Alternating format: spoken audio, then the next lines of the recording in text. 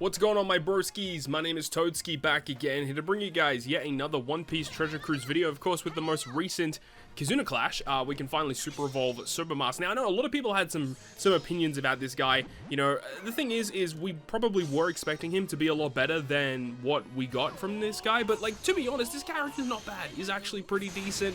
Soba, when he first dropped, was a very powerful legend because of that Captain Action ability, which was obviously very good, being able to bypass enemy gimmicks and defensive effects with the normal attacks, and then the tap timing bonus damage he gave is also pretty strong. And then, of course, being able to use his special multiple times in a turn for all of his benefits is obviously very, very good. So, in this video, we're going to go ahead and showcase this guy a little bit in the Heavenly Demon number 2. So this is a little bit more of a challenging piece of content here. And we also have another video coming up, which is going to be challenging up against the Revolutionary Army number 2 content as well.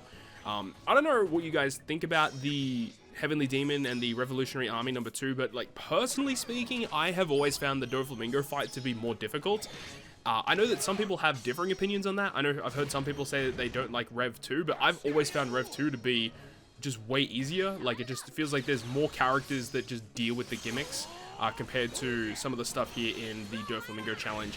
One of the things about the Doflamingo challenge that makes it really annoying is that there's like 3 different stages that has like 2 turns of defense. And yeah, there are supports you can run. Like, we are running a pretty key support on this team with the carrot support on Nami. So we just tap it perfect and we remove 2 turns of defense. But like, it's just annoying having to like basically dedicate 1 slot on your crew to just ensuring that you're getting around that defense. Is just really annoying. Whereas, like, yeah, there's obviously annoying stuff that occurs during Rev Army, but it just feels like you can kind of brute force Rev Army a bit easier. Whereas there's certain stages here on the Heavenly Demon number 2 where if you don't bring a dedicated unit to deal with the gimmicks, you're just straight up gonna lose, which it really does suck. And also, the fact that the final stage of the Doflamingo fight has the 2 Doflamingos that you have to deal with. You got obviously Dofi and his clone. That also makes it a little bit more difficult as well. But overall, like, you know, Soba still kind of clears it, which is good. So in terms of the units on this team and why we're bringing these dedicated characters, so for the video that we're showing here, and also the one that's going to come out as well for Revolutionary Army number 2, we're going to be using double Soba because that just feels like the cooler thing to do. Honestly, you could hybrid him up with a lot of different units, and especially the way that Soba kind of functions, where if you have a Straw Hat on your crew or a Reiju that uses a special, it will fully charge Soba special. And remember that he does have a special limit. You can only use his special ability 3 times the entire content. So with double Soba you get 6 activations throughout the quest, and being able to get a full border slot attack boost, it's really cool, the fact that you could get that to activate so many times. And also, getting access to the Vanish effect can allow you to dodge, like, Despair on your captains and stuff like that. Or, you know, just whatever gimmicks will occur. That's going to be more potent in the Revolutionary Army content once we get to it. The special animation of Soba as well, I will say, I think that they kind of undercooked the special animation. They could have gone way further beyond with that effect, but it's fine. Like, it's acceptable. I don't really recall what the 6-star animation looked like for Soba, but yeah, the 6-star plus version, while I get what the approach they were going for, they definitely could have done like some way cooler stuff for him.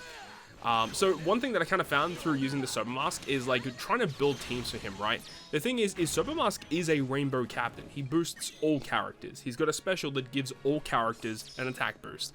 That's very cool.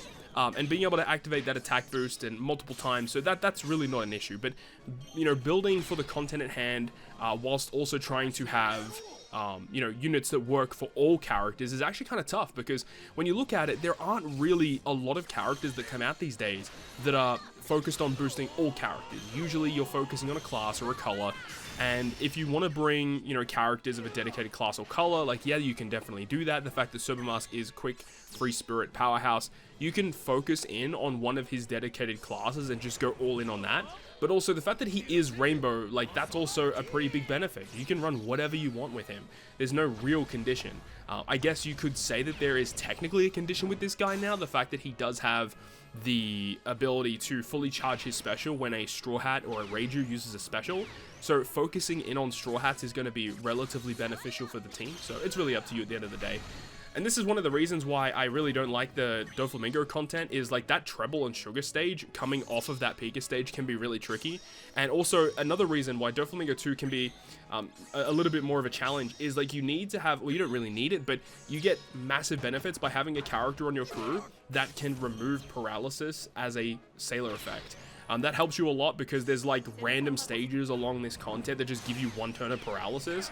And if you don't have that key support or sailor effect to remove that, then you need to run like specials or support effects that activate at weird times, and it just can make team building really challenging. So in this stage here versus the Gladius, this is one where things can get a bit dicey. I remember when this content first came out, this Gladius fight killed so many people just because of the way that he's kind of designed. If you get him below a certain HP threshold, he just like insta-kills you. And back in the day, you'd have to do quite a lot of stall to get your specials back because characters were obviously less powerful, captain abilities were less strong. So you had to really, you know, stall, get your specials back, and that's why defensive focused characters were so important back in the day, whereas nowadays, characters have so much power that you can just kind of brute force it. You don't really need to do any stall, you can just, you know, go crazy. So, you know, it's kind of interesting, you know, comparing and contrasting how when this character first came out, you know, things were more defensively focused, whereas now it's purely offensively focused. We're coming towards the end here now. This is why the Luffy is used on the team, because he does have that crewmate ability to resist that one turn of paralysis, so long as we have a quick free spirit captain, which we do obviously with Soba Mask. And then we also have the, what do you call it, S-Snake, the recently released S-Snake, mainly because it's a unit that is a strength unit. I realized that when I reached the last stage, I'm not going to have type advantage because I don't have a strength unit on my team, so I needed a strength unit, and we had S-Snake. It gives us an orb boost, it works, and the Nami was also a really good call as well. Having that chain lock for multiple turns was pretty clutch. So overall, Soba Mask, I think he handled it relatively well, but I wouldn't say this is the cleanest run of Dofi 2 I've ever had.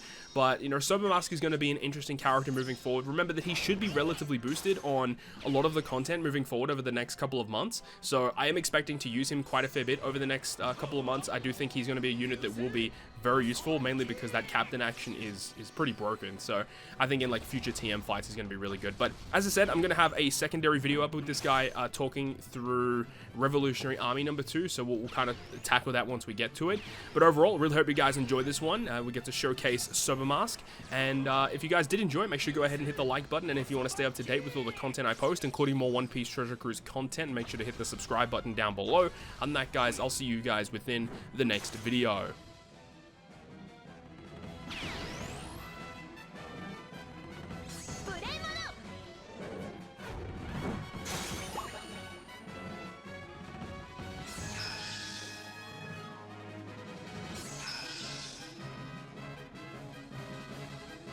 Awesome!